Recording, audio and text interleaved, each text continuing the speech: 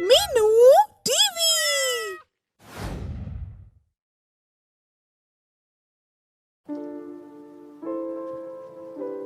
उस दिन हरियाली तीज थी और छन्नो अपनी सहेलियों के साथ झूला झूल रही थी। हरियाली तीज तो सच में ही सबसे निराला त्योहार है। देखो ना, झूला झूलने में कितना आनंद आ रहा है। सच कहती हो छन्नो बहन, सच में ही बड़ा आनंद आ रहा है। क्यों राधा बहन, मैं सच कह रही हूँ ना? हाँ, ठीक कह रही हो। चलो अब झूला झूले, ऐसे बतियाने में क्या रखा है। राधा के यह कहने पर सब लड़कियां झूला झूलने लगती है और तभी वहां एक मेहंदी वाली चुड़ैल आ जाती है। आओ आओ, मेरे पास आओ, मैं मेहंदी वाली हूँ। तुम सबके हाथों में सुंदर मेहंदी रचाऊंगी। जल्दी से मेरे पास आओ। चुड़ैल को देखकर सब लड़कियां का माथा ठनक जाता है। छन्नो कहती है, पर तू तो चुड़ैल है, हम चुड़ैल से अपने हाथों में मेहंदी कैसे रचवा सकती है? तुझसे मेहंदी रचवा कर हम भी चुड़ैल बन गई तो? जा जा, भाग जा, कहीं और जगह जाकर मेहंदी रचा। हमें नहीं रचवानी तुझसे मेहंदी। उनकी बातें सुनकर चुड़ैल को उन पर बहुत गुस्सा आता है और वो वहां से वापस जाते जाते कहती है, तुम सब लड़कियों को तो मैं सबक सिखा कर रहूंगी। तुम्हारे हाथों में ऐसी मेहंदी लगाऊंगी कि उम्र भर भूल नहीं पाओगी। यह कहते हुए चुड़ैल वहां से चली जाती है और फिर कुछ दिन बाद गांव के सरपंच की बेटी की शादी में वही चुड़ैल लड़की का रूप बनाकर मेहंदी वाली बनकर पहुंच जाती है। चुड़ैल को वहां छन्नो और उसकी सहेलियां दिखाई दे जाती है और उन्हें देखते ही चुड़ैल मन ही मन सोचने लगती है, आया आज ऊंट पहाड़ के नीचे। आज मैं इन तीनों से अपनी बेइज्जती का बदला लूंगी। यही सोचकर चुड़ैल दूसरी लड़कियों के साथ साथ उन तीनों सहेलियों के हाथों में भी मेहंदी रचाती है और फिर वहां से चली जाती है। उसके जाते ही छन्नो और उसकी सहेलियां, आय हाय, ये क्या? देखो मेरे हाथ तो जल गए। हम दोनों के हाथ भी जल गए छन्नो बहन। पता नहीं हमें कैसी मेहंदी रचा गई वो लड़की। सुषमा, राधा, जरूर वो वही चुड़ैल थी जो तीज वाले दिन हमारे पास आई थी। हमने इससे मेहंदी लगवाने से मना कर दिया था और उसका मजाक भी उड़ाया था। उसी का बदला लिया है चुड़ैल ने। अब क्या होगा?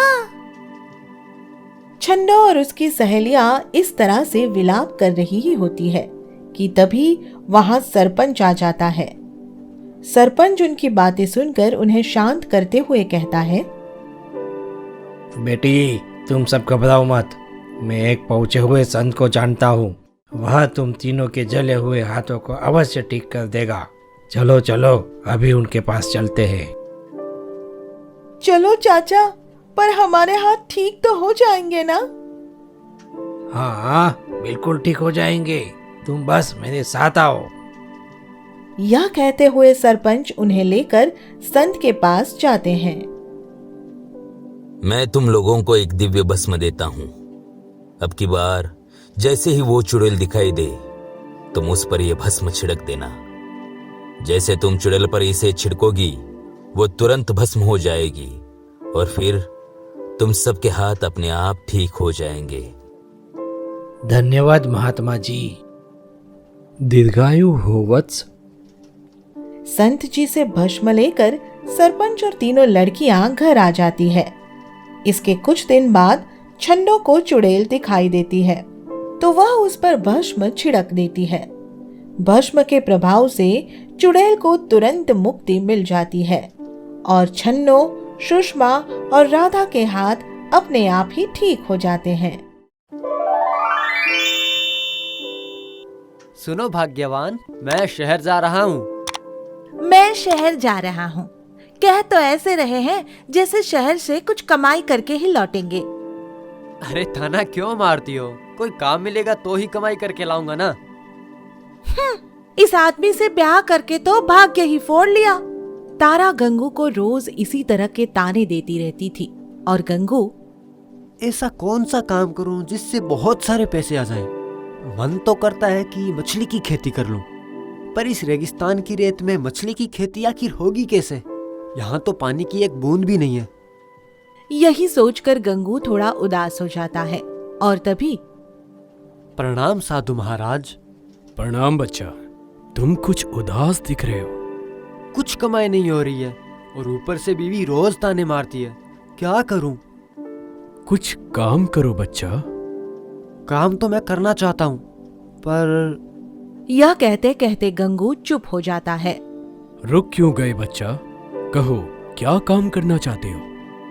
क्या रेत में मछली की खेती हो सकती है?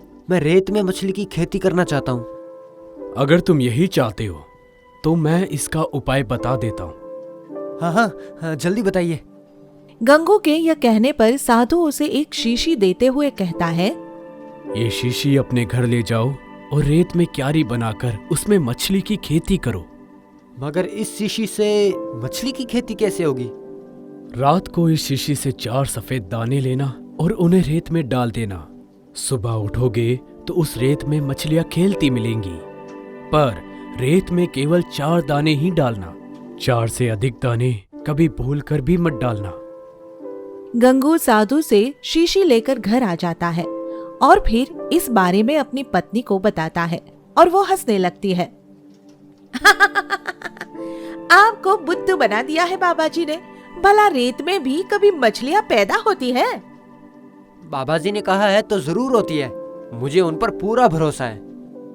फिर जैसे ही रात होती है, गंगू एक क्यारी बनाकर शीशी में से 4 दाने निकालकर रेत में डाल देता है और फिर सुबह होते ही अब तो मान गई ना कि रेत में भी मछलियां पैदा हो सकती है। हाँ, मान गई। अब जल्दी से इन्हें बाजार में बेचकर कमाई कर लाओ। अब तो रोज ही कमाई करके लाऊंगा। यह कहकर गंगू मछलियों को टोकरी में भरकर बाजार में बेचने जाता है और उसकी सब मछलियां हाथों हाथ बिक जाती है। अब तो मैं सोने के गहने बनवाऊंगी, अच्छा पहनूंगी और अच्छा खाऊंगी, खूब सज धज के रहूंगी। हाँ, फिर तो तुम रानी महारानी की तरह दिखोगी। और नहीं तो क्या।